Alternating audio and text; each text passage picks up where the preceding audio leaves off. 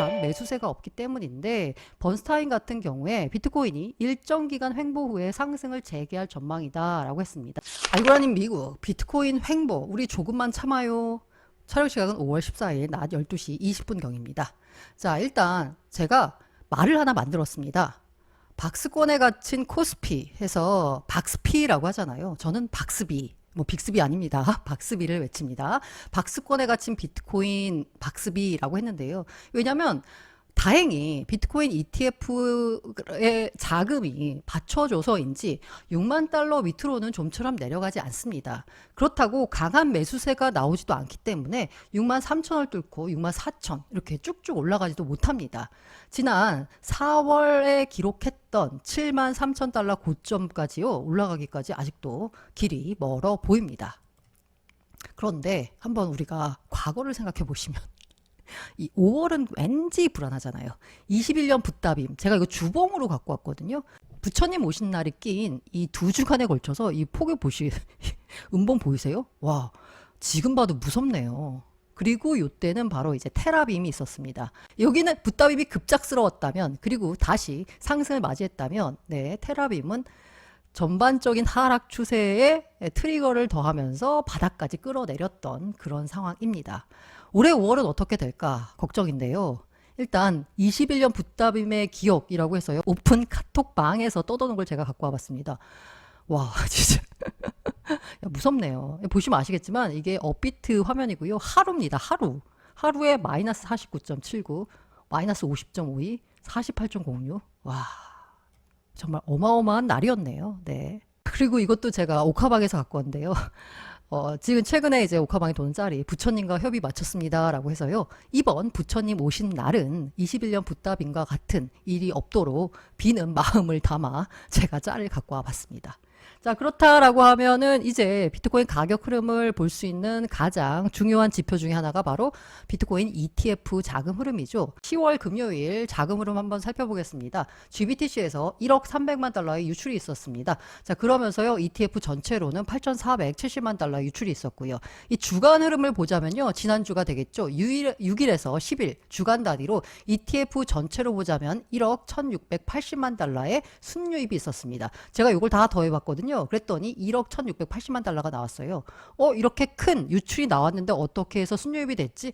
아, 월요일 날 어마어마한 자금이 들어왔습니다. 이 월요일이 어떤 날이냐? 역사적인 날입니다. 바로 GBTC에서 돈이 빠진 게 아니라 돈이 들어온 날이었죠.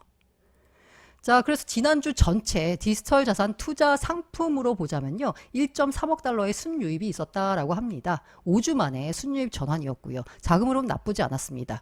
그러면 월요일은 어떻게 됐을까? 13일 월요일 GBTC는요. 제로였습니다. 유출도 없고 유입도 없었고요. ETF 전체로는 6,600만 달러의 순유입이 있었습니다. 이날 블랙락의 IBIT에는 네, 그냥 아무 변화가 없었습니다. 뭐 나쁘지 않은 흐름입니다. 그러면 우리가 기대해 볼 거는 홍콩 ETF인데요. 기대에 못 미친다라는 평가가 대부분입니다. 거래량 자체가 안 나오고 있고요. 순유출도 나오고 있고요. 그러면서 왜 그러면 기대에 못 미칠까로 봤을 때 사실 가장 큰 거는 이 홍콩의 거래소에 상장된 ETF가요. 중국인은 투자가 안 됩니다. 홍콩인들만 투자가 돼요.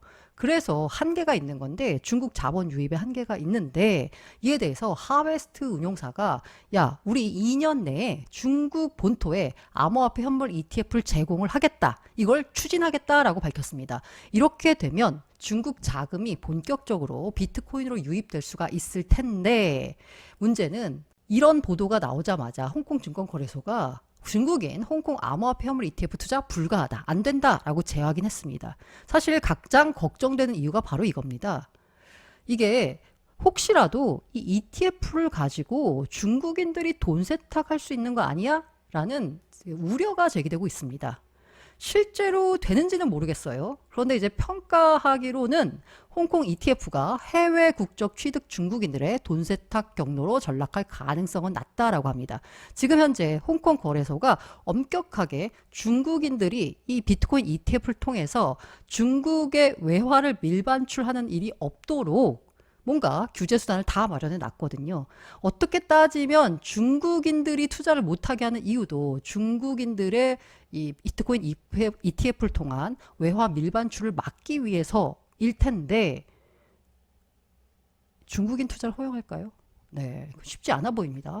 어쨌든 중국인 투자 안 되는 지금은 홍콩 ETF를 통한 자금 유입을 기대하긴 어렵지만 자금이 일단은 그래도 유입은 됩니다. 많이는 안 돼도 유출은 안 된다는 거. 근데 다만 이제 지금까지 들어왔던 것 중에서 3,930만 달러의 순유출이 있었다라는 건데 잔잔하게 ETF 자금 흐름엔 도움이 될 텐데 우리가 그 전에 기대했던 출시 전에 기대했던 것만큼은 한참 못 미칠 것 같다라는 안타까운 자금 흐름 분석입니다. 그리고 최근에 비트코인이 하락했을까를 보니까 단기 보유자가 매도했기 때문이다라는 겁니다. 어쨌든 고래는 들고 있거든요. 근데 단기 보유자는 팔고 있고 그래서 하락이 나온 거고요. 추가 하락 가능성도 있다라고 하는데 좋은 건 뭐예요? 장기 홀더는 안 팔고 있다라는 겁니다. 매크로에 따라 그렇다면 아무래도 비트코인 가격은 움직일 것 같은데요.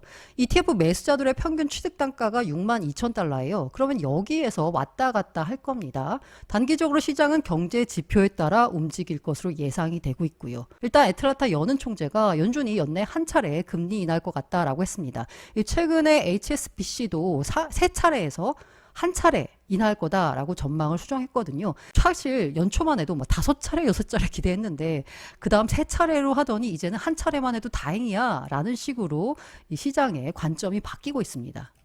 그렇다라고 하면 금리 인하 시점을 결정할 핵심 변수는 바로 CPI겠죠. 헤럴드 경제의 제목이 재밌습니다. 왜 남의 나라 물가에 잠을 설쳐야 하는지 미국 PPI, CPI 발표 앞두고 개미들 스트레스라고 하는데요. CPI 발표 앞두고 주식시장 역시 눈치 보기 장세에 들어갔는데요. 크립토 시장 역시 현재 눈치 보기 장세에 있는 것 같습니다. 일단 CPI 발표가 15일 날 있는데 이 문제는 그에 앞서서 발표된 기대 인플레이션이 올랐어요. CPI가 15일 우리나라 시간으로 오후 9시 30분에 발표가 됩니다. 하필 15일이 부처님 오신 날이죠. 붓다빔을 떠올릴 수밖에 없습니다. 현재 CPI 발표에 앞서 발표된 뉴욕 연은의 소비자 기대 조사 결과 향후 1년 예상되는 인플레이션 전망치가 지난달 3.3이었어요. 3월 대비해서 0.3%포인트 올랐습니다. 지난해 11월 이후 5개월 만에 최고치입니다. 앞서 미시간대가 발표한 1년 후 기대 인플레이션 역시나 올랐습니다. 이 기대 인플레이션이 올랐다라는 건 사실 사람들이 오를 것 같아 라고 하니까 자기 충격적 예언이라고 하나요? 물가가 오를 것 같아 라고 하면 물가가 오르기 전에 물건을 많이 살 테고 그러면 실제로 물가가 오릅니다. 이런 악순환이 있거든요. 기대 인플레 상승이 실제 물가 상승을 부르는 악순환을 낳고 있는데 뉴욕 연은 기대 인플레이션 조사 결과가 13일 날 발표가 됐는데 15일 날 CPI가 나오니까 CPI도 조금 안 좋게 나오는 거 아니야 라고 걱정을 하고 있는데요. 현재 시장에서는 시장 전망치에 부합하는 것만으로 나와도 안도할 것 같다라는 겁니다. 근원 CPI가 전년 대비 3.6% 상승을 전망하고 있는데요. CPI가 어떻게 나오냐에 따라서 사실 자산시장 전반에 영향을 미칠 테니까 안타깝게도 남의 나라의 물가에 우리가 잠을 설쳐야 할 것 같습니다. CPI 말고 이 수요와 공급 측면에서 보자면요. 이 반감기를 통해 가지고 수요와 공급에 있어서 공급이 획기적으로 줄어든다. 절반으로 줄어드니까 수요는 가만히 있는데 공급만 줄어도 가격은 오르는 거잖아요. 수요 공급 곡선에 따라서. 그래서 반감기 기대감, 공급이 줄 거다가 높았지만 사실 수요가 사라졌습니다. 수요가 사라졌다는 얘기는 뭐냐? 이 전통적인 수요, ETF 말고 전통적인 수요가 뭐였냐면요. 스테이블 코인이 얼마나 크립토 시장에 유입되느냐였는데 그런데 반감기 이후에요. 거의 제로예요. 멈췄다라고 합니다. 거의 제로. 스테이블 코인 유입이 멈췄기 때문에 시장 조정 가능성이 있다라는 겁니다. 이렇게 수요와 공급 측면에서 좋을 게 없는 상황에서 15일 발표되는 CPI를 통해서 금리 인하 관련된 전망을 해볼 수밖에 없겠죠. 이게 바로 아마 크립토 가격에는 영향을 미칠 것 같습니다. 단기 거래 평단이요. 61,200달러고요. 이게 지지선 역할을 한다라고 합니다. 앞서 말씀드린 ETF 매수 평균 단가가 62,000달러 정도 된다고 했죠. 그렇기 때문에 지금 현재 비트코인 가격이 여기서 왔다 갔다 하는 박스권에 갇힌 모양새인 겁니다. 지지선도 있지만 저항선도 있다라는 생각이 들죠. 쭉쭉 올라가지가 못해요. 뚜렷한 매수세가 없기 때문인데 번스타인 같은 경우에 비트코인이 일정 기간 횡보 후에 상승을 재개할 전망이다라고 했습니다. 자산운용사 펀드에 채택되면서 다시 말해서 ETF를 통한 자금 유입이 본격화되면서 랠리를 재개할 거다라고 했는데요. 실제로 제가 인상적이었던 게 이거예요. 암호화폐 전문 투자사 설립자가 무슨 얘기를 했냐면 비트코인 지루해 죽을 지경이다 라고 했어요. 지금은 렉트 캐피탈이 분석한 반감기 이후의 비트코인 흐름을 보자면 횡보입니다. 횡보. 반감기 전에 올랐다가 반감기 직전에 하락했다가요. 반감기 직후에는 횡보를 하다가 그 다음에 랠리가 나오거든요. 역시 이분 역시나 지금은 지루해 죽을 지경일 정도로 횡보세를 보이는데 요걸 견뎌야지만 그 메가 랠리가 나온다라는 겁니다. 이런 횡보는 메가 랠리 직전의 절정에 달한다라는 거거든요. 이런 횡보 구간을 견뎌야 랠리가 온다는 거고 그렇다면 상승 반전은 언제 나올까에 대해서 크립토 퀀트 기고자 시그널 퀀트님이 뭐라고 분석을 했냐면 코인베이스 프리미엄을 봐라. 이 코인베이스 프리미엄은 바이낸스보다 코인베이스에서 거래되는 비트코인 가격이 얼마나 비싸냐를 나타낸 거거든요. 지금 현재는 마이너스에 있다라고 합니다. 제로 혹은 그 마이너스에서 왔다 갔다 하고 있는데 마이너스에서 확실한 반등 흐름이 나오면서 플러스로 확실하게 전환됐을 때가 바로 비트코인 가격이 오르는 투자 적기다라는 분석이거든요. 어쨌든 단기적으로는 횡보를 전망하는 분들이 많기 때문에요. 지금의 박스권에 갇힌 비트코인에 너무 지겨워서 시장을 떠나지 마시고요. 조금 더 오래 지켜봐 주셨으면 하는 바람입니다.